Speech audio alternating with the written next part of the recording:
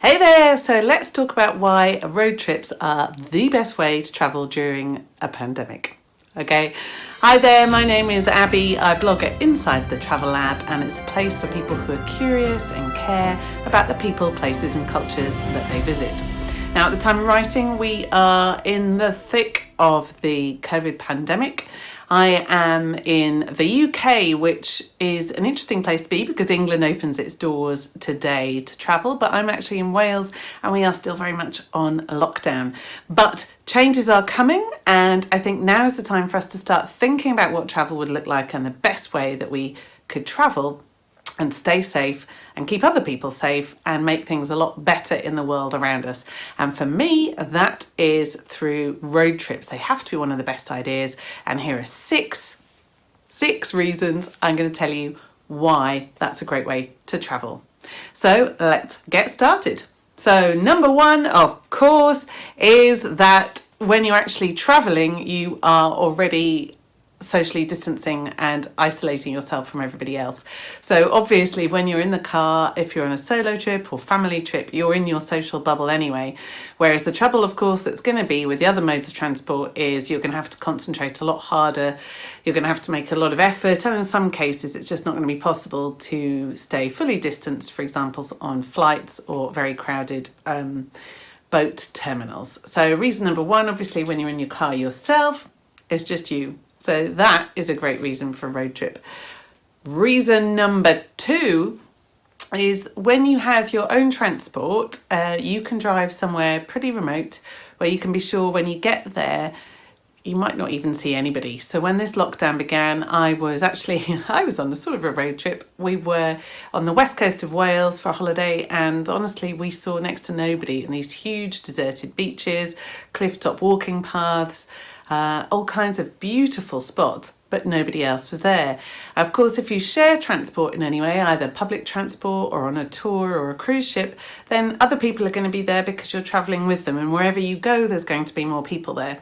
So as a first step out of this pandemic, road trips are great because you can use your car to get really off the beaten track, to get to remote places so that you don't even need to worry about social distancing when you get there because there's no one there. It's naturally distant.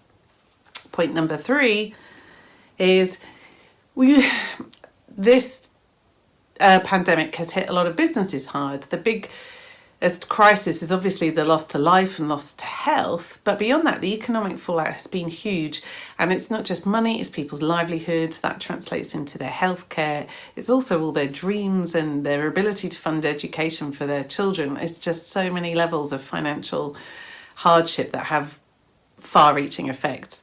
Now, in addition to being able to go to pretty isolated spots, when you have your own transport, like a road trip, you can support small local businesses, often a lot easier than you can if you're on big group organised travel. That's not always the case. For example, I did a really good river cruise with Avalon this time last year that took great efforts to only work with local tour guides in small groups, and we discovered things that would have taken a long time or perhaps been impossible to set up by yourself. But in general, really generally speaking, if you've got your own transport, you can find that small cafe, restaurant, local attraction that may not get the full attention that the tourist board, when it's trying to increase numbers overall, or bigger corporations trying to survive, they might not have those links to smaller businesses and local businesses in the community. So road tripping gives you that option. Next up, it's back to social distancing really. If you're in self-catered accommodation, and in the UK that's all that's going to be available for a little while, because certainly again in Wales the restaurants are still not open, but if you are self-catering, that's an awful lot easier when you've got your own transport. Okay, it's much easier to fill up the boot or trunk of your car with all the supplies that you need than it is to try and whittle it down to a suitcase for a flight or to somehow get into bags for public transport or to carry it or somewhere. So that aspect from a practical point of view is much easier when you have your own car. Number 5 is one of the most important ones. I really should have dug it out and put it at the start, and that is If the rules change whilst you're on the road, at least you have your own transport and your own place to isolate.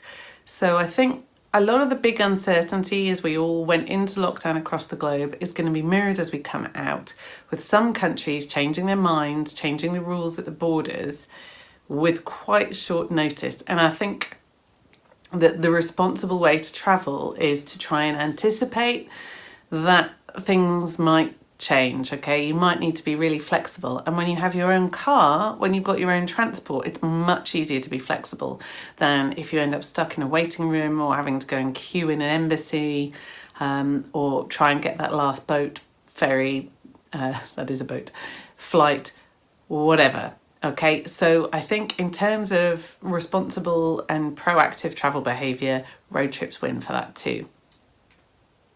And finally, well, I think they're a great way to travel anyway.